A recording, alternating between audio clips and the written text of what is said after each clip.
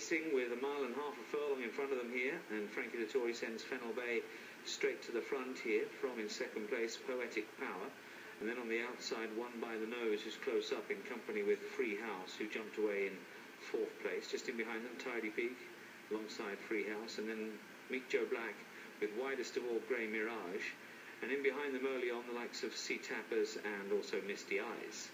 So they continue their run down the back straight here, and it's Fennel Bay now being passed by Poetic Power up the inside. They're tracked by Tidy Peak, a close third now. On the outside is Grey Mirage, who ranges up alongside Free House. Free House is followed by Sea Tappers and then One by the Nose.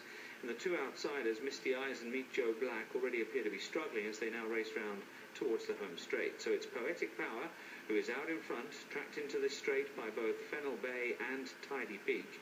On the outside, the big Grey Mirage still moves okay in company with Free House, who's just nudged along now. Sea Tappers is driven along against the rail, and then close up is One by the Nose. Misty Eyes is 3 lengths further back, and Meek Joe Black is another length or two behind that one. So they come now with 2.5 furlongs left to go. Tidy Peak, Fennel Bay, these two have now gone on from Poetic Power on the far side.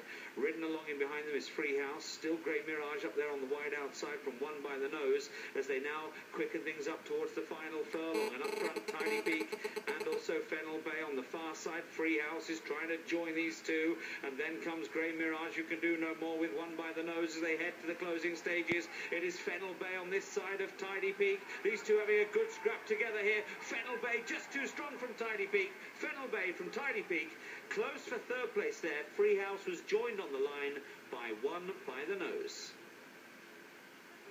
So Fennel Bay has stepped up on that debut performance, well backed 9-1 to 5-1, and has won for Frankie Dettori and Mahmoud Al-Zarudi. Beating into second, Tidy Peak, who was always in there fighting, will know us significantly more next time.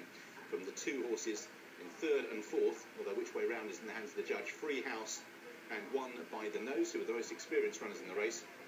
And if Free House has lost third, he's a shade unlucky, because you can see, well, more than a shade unlucky, because he lost all momentum there. It's one of the problems of the rules, in the sense that he's been nailed for third, you've been costed by the second horse, and you haven't got paid out each way, even though they won't reverse that decision. I don't believe they will. However, Silvestre de Souza, he's tried to pull him off, but it's going to be an interesting few moments for him. Yeah, it is. In his quest for the jockey's sight, if he picks up a fan, it didn't, on first viewing, I wouldn't say it was his fault. It's a marginal one. He hasn't hit him again once he's begun to drift. He's gone to, he is a debutant, but so yeah, exactly. It's an inexperienced horse.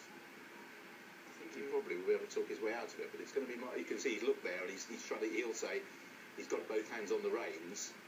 Maybe there's even a little bit of pressure from the outside, but it's going to be pretty important. Anyway, Frankie